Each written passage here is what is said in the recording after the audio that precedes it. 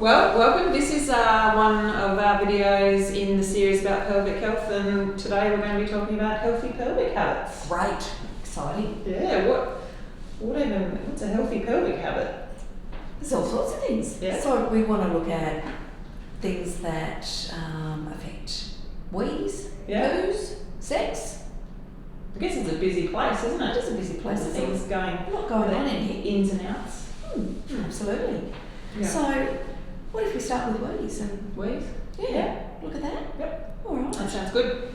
So, from the point of view of thinking about things that keep our bladder healthy, one of the probably major things is looking at the amount of fluid that actually goes into our bladder. And it's really important that we do drink. Yeah. And it is important what we drink too, but we need fluid going through. If we don't get fluid in, we're not going to do a wee. Yeah. That's important to our whole body, isn't it? Absolutely. Yeah. So from a fluid intake point of view, it's really great to make sure that we've got a certain amount of fluid that is non-caffeinated, non-alcohol. So we're looking at water, probably more so than juices or high sugar drinks. Yes, and also fizzy, non-fizzy things. Non-fizzy. Some fizzy drinks can actually irritate the bladder. And caffeine can be a bladder irritant as well. So that can be an issue for people, especially if they're having some leakage problems. So the other thing that's really important is thinking about what position we actually do a wee in. And the position that we do a wee in is actually very different to the position we should do a poo in. So from the point of view of doing a wee, we need our feet placed on the floor. Flat if possible. And then just sitting sort of comfortably, but a little bit upright, a little bit leaning forward. It's as easy as that. Okay, so not like leaning like that.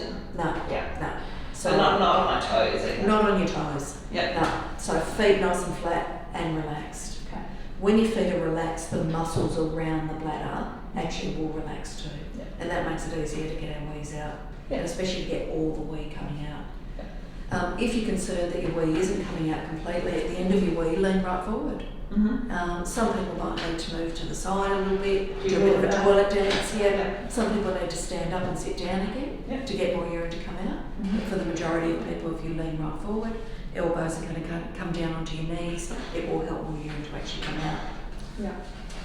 In terms of how much fluid we should drink in a day, that is a bit of a, we can't, I don't think we can give a one amount fits all. I think some people can handle more fluid. Some people have medical conditions which mean that, we may restrict a little bit the amount of fluid that they can drink, but certainly your average healthy person without medical conditions should be drinking it, between 1.5 litres up to sort of 3, somewhere in there. But that's for your general healthy person, isn't it? Absolutely. And it depends how much exercise you're doing, how much you're sweating, your body weight, all sorts of different things that are going on.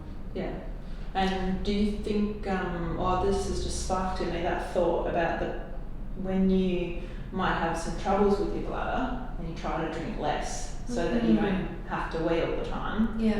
The problems sometimes it can happen, you think you're doing a good thing, but it can be making it worse. Tangentially go into this. And drinking less isn't always best. No, absolutely. Some people try and really reduce the amount they're drinking, but in doing that, you really concentrate your urine up, and that then can become more of a bladder irritant and make you actually then want to go to the toilet more often or start to leak as well. So I just thought, came to my head, so we Right. do that. Love it. So, and then we said we were going to talk about a bit about the different people, the people who can hold their wee forever, haven't weed all day, they get home and out comes all the wee. 9 hours of wee comes out. And then those people who go to the toilet much more frequently. Yes, they're like, I'm just about to get in the car, I'll go do a wee. Just going past the toilet, may as well do a wee, just in case, sort of thing. So there's a sort of happy medium with all of that. There is. The normal bladder during the day can hold about 300 to 400 mils, which when you think about a cup, is probably a cup and a bit of urine that should be coming out. A full mug. Yeah, like a big full mug, full of wee. You don't have to get your special mug out to measure it. And on average, people will go to the toilet through the day about 5 to 6 times. Yeah. So if you're, someone that goes to work and you only do probably one wee before you go to work, or you're not weeing much, then either you're not drinking enough, or you're actually getting your bladder to hold volumes that are too big, and you probably should be going to the toilet more frequently. And if my bladder's too full for too long, then what can that do? It really overstretches it. Yeah. So it becomes like a balloon that you have blown right up, and it becomes quite saggy, and then it doesn't recoil and come in with the right pressures to help you then to empty your bladder fully. And long term that's not good. Yeah. So. But then the other side of things, going to the toilet more frequently. Yeah, your poor old bladder, it's like it's probably never been big, probably never been able to be fuller than this. And so when you actually do want to be able to hold it, you're at the movies or you're in a long car trip and all of a sudden you think, need a wee. I need a wee. And you can't go. Yeah. So then you might have leakage or pain. Yeah. So these are the reasons that we want to sort of focus on these healthy habits before we get any problems with them, isn't it? Absolutely. Yeah. Great. Yeah. So we don't want to be holding forever, and we don't want to be going just in case all the time. Yeah. Yeah. Cool. What about poos? I love poo. Yeah. Yeah. I know you love poo. You said position again is important. Position is really important. Different to weeing. Yeah. What do we have at work that we love? We love the poo stool. Yeah. Yeah. When I first came to work here, we didn't have a poo stool, but we have a poo stool now. So it's been great. Good. Good. Thank you. Pleasure. So a footstool or poo stool is a small stool, usually about that sort of height, where you put your feet on it. You're in a relaxed position, and your knees end up higher than your hips. Yeah. And that position is really important for doing pooing because it allows the muscles of the pelvic floor to pull open in the right way and to relax as well. Yeah. So it's like using the squat toilet in other cultures, but because we sit on our white porcelain thrones, we actually need something under our feet. Yeah, because humans are designed, aren't we, our anatomy, to open our bowels in that squat position. We are. So whilst we're not going to give up on our toilets, a useful way to recreate that position is with a stool, isn't it? It is. And it makes a big difference. Huge difference. It's something pretty easy that everybody could do and should probably do. Yeah. Fibre intake. Yeah. What I think is the that? statistic I found the other day was that 95% of people in Australia are not eating enough fibre. So how much is enough? Well, I'm not very good at this, but I think it's somewhere between like About 25 and for 30 women. grams, Yeah, something like that absolutely. a day. What does that even look like? I don't know. Lots and lots of veggies and seeds and nuts and whole grains and fruit. Yeah, the rough bits. We don't grow anything that's like rough and chewy anymore, though, do we? Well, our own worst enemies. Yeah. We need the soft stuff inside too, though. Yeah. So We just want the, like, when we peel everything, we like don't want anything that's like even remotely like hard to chew. Yeah. So sometimes we need to add a bit of fibre. We do. Or we need to think about it more consciously to make it get to where we need it to be. Yeah. We can't just think, oh, I must be getting it because I ate a few bits of fruit and veggies. It's probably worth just making sure that you do eat enough fibre. And there are these charts that you can look up called fibre ready retinas, and they've got different Fibre what? ready retinas. Like retina. Retina. Fibre ready retina. So they're all that really means is it's got the different food groups and how much fibre each food has in it for a serving size. Okay. So it just helps you to estimate how much fibre you're getting each day. Yeah. Okay. Well, it'll be one way to check it out. Yeah. That's good. Okay. Nice easy way. Now that Check it out. I know what it is. A retina, not a retina. Absolutely. Yeah. Fibre gives poo, its volume, but also helps it be soft, doesn't it? Absolutely. Because there's two sorts of fibre. Well, there's more than that. Sorry, generally speaking, isn't it? Yeah. There's fibre that dissolves in our poo and it swells our poo up into a good size. And then there's fibre that doesn't dissolve and it's the broom that pushes through our gut and sweeps that big poo out. So we need both. Oh, never thought about the poo chimney sweep. Have you? No. Oh, there you go. But when we have fibre, we must have fluid, right? We must. Otherwise, we could end up with a very solid poo that's not going to actually move anywhere, and we could end up getting constipated. If I get a bit of diarrhea sometimes, would fibre make that worse? Sometimes it can make it better. Yeah, because some diarrhea actually happens because we've got a big solid poo there, and when we've got softer poo behind it. So if we can clear out the harder bit at the front, it can actually help move it through. But if we've got all this really soft poo too, a certain amount of fibre can actually bring that back to the right consistency. Yeah, that's right, isn't it? So some diarrhea is just lacking fibre. Lacking that, and fibre, instead of being all that wateriness of it, could be sort of brings in the the back to fibre. it. Yeah. So don't be scared of fibre if you have a bit of IBS. It could be the thing that balances everything out. Absolutely. And improves your microbiome in the gut as well. Which has huge implications for lots of things, and besides other things about fibre as well, and your cholesterol and all these mental things health that are involved. So yes, far-reaching. It's definitely benefits. worth some thought. Yeah, definitely. Now we talk about sex. Oh, not yet. Not yet. No, not yet. We should though. We should. Yeah. What's some good habits about sex? I think one of the really important ones is doing a wee after you have sex. Just to flush out those little bugs that might have got pushed up there. Yeah, absolutely. Because women have a very short urethra, which means that the distance between the outside, where the wee comes out, and the bladder is only about 3 or 4 centimetres, isn't it? It's not very big. Absolutely. And so when we get a bladder infection, that's usually bugs that are from the outside of our urethra there, making their way up, and they've only got a short distance to travel. And sex can be one of the most common things that can cause a bladder infection in women. So passing urine after we've had sex means that we're flushing out any of those bacteria that might have been on their way up. So that can be really helpful to prevent bladder infections, can't it? Yeah. What other things do we need to know?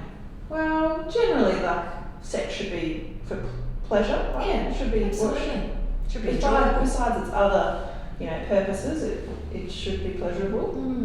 So why do you get pain? Well, sometimes pain might mean that you might not be using enough lubrication, or that you might need to just try a different position. But generally speaking, pain should be a very unusual or short-lived thing in sex. And generally speaking, if you're having pain during sex, then something's not quite right. Not quite right. Yeah. So definitely shouldn't be. It should be the expectation that pain is not part of sex. Great. Yeah. Good. So, if I'm thinking about sort of my vagina and trying to look after it, as well, what other sort of good care strategies could I use? Sometimes it's best to have the approach of less is best in a way, because the vagina and the vulva, they have their own mechanisms for cleaning themselves and for looking after themselves. And sometimes when we try to be really clean and add to the things, or do things down there, we kind of mess up what's already happening there. So don't scrub our vaginas with soap? No. So there's never any reason really that we should be doing what's called douching, which is squirting anything up, for washing the vagina or putting anything up there to clean it. And the recommendation really is just that we wash our genitalia with water, and nothing else really. So will it smell? No. Well, the vagina has, like the rest of our body, has bacteria and other organisms that live there and that we need to live there. And for them, when they're healthy and happy and functioning, they will make their own kind of smell.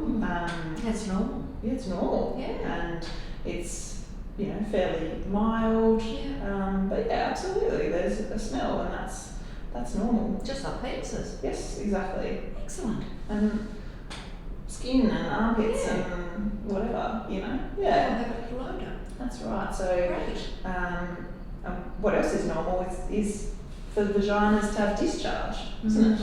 Absolutely. Yeah. So because- when isn't discharge good? Well, What do we when look out for? we look out for a change in our, you know, normal sort of everyday discharge. So if, you know, because some people, it's what your normal discharge is varies amongst people, right? So we can't say, oh, this amount of discharge is abnormal and this amount is normal. It's just like, okay, your everyday normal discharge for you suddenly changes. So if it suddenly becomes like very strong smelling, or the amount increases, especially if you've got other symptoms that come along with that, like pain, burning, itching, things like that, then that all goes to say, oh, something's changed, something's not right. Yeah. But a normal, you know, thing for a vagina to do is to have a little bit of discharge. It means that it's healthy and Yeah. happy. But yeah. And lubricating well. Great. So, what about, you know, that little bit of discharge that I have? You know, how do you manage that? Like, do you? Yeah, do you wear a pad? Yeah. Is that going to cause irritation to my vagina and vulva? Yeah, as we well? certainly see that sometimes, don't we? Yeah. So, people feel that it's cleaner or more manageable to wear a panty liner to help sort of absorb vaginal discharge, but we can see quite a lot of problems, you know, associated with that. So, you know, we can see worsening of smell and actually getting infections because the waterproof backing on pads can be, you know, stop air and Your vagina doesn't breathe. yeah, can't breathe, and Yeah. it's sort of the humidity changes, and so we can see things like thrush become more common with people who are using pads all the time. And then pads can also start to cause skin irritation and bring on dermatitises as well. And yes, so we would definitely be aiming to, hopefully, unless we're having bleeding, to be not using a pad of any sort, or urinary incontinence, of course. So we should be aiming to treat those things as much as possible so that we can not have to wear pads if possible. So really at night, when we go to bed, should we wear no undies? No undies. No undies? Yeah. Excellent. Let it Let it breathe. free. Yes, exactly. Yeah. So we just want to have no restriction there. You know, and it's the same with you know, if we want to wear our, you know, lycra and our tights to the gym, or go for a run, or go for a walk, or whatever, that's great, but we probably shouldn't be wearing them for the rest of the day, because we know that those things as well can predispose to problems there. So make sure we wash them regularly. yeah, not the vagina, the Not the clothes, vagina, the lycra. the lycra. Yeah, absolutely. And just in nothing that smells crazy or anything like that. We want to keep it all simple. No perfumes, no nothing against our skin down there, because it is sensitive, but it's strong as well. Very much. After it, Yeah, great. What else have we wanted to say? Oh, I think we were going to say a little bit about general health and how that affects our pelvic habits as well. Okay, keeps us healthy. Yeah, that's right. I mean, So- looking after our bodies in general will look after our whole pelvic area. pelvis as well, isn't Absolutely. it? Yeah, so Yeah. smoking, as we know, has lots of negative outcomes for people, but when we think specifically about the pelvis, we're thinking that that could encourage, you know, us to have problems with coughing, which can put lots of pressure down and lead to problems with prolapse or cause a bit of leakage, incontinence. Additionally, we know that smoking makes it difficult to clear human papillomavirus as well, which is something that we haven't really talked about, but is involved in the development of cervical cancer, and we want our immune systems to be in the best possible health to clear these viruses, so that, you know, we're not as at risk of cervical cancer. So smoking is a good one to focus on, you know, definitely overall and specifically. Yeah. Chronic cough, I mean, we talked about with smoking, but you can have chronic cough for other reasons, can't you? It can absolutely. Reflux, asthma. Yeah. Yeah. Putting that pressure on, so it's sort of like you might think, oh yeah, it's not bothering me too much. But it could be affecting everything at the base of the pelvis. Exactly, so it's worth doing something about it, not just for the cough's sake, but for, you know, prolapse and urinary health and stuff as well. Yeah.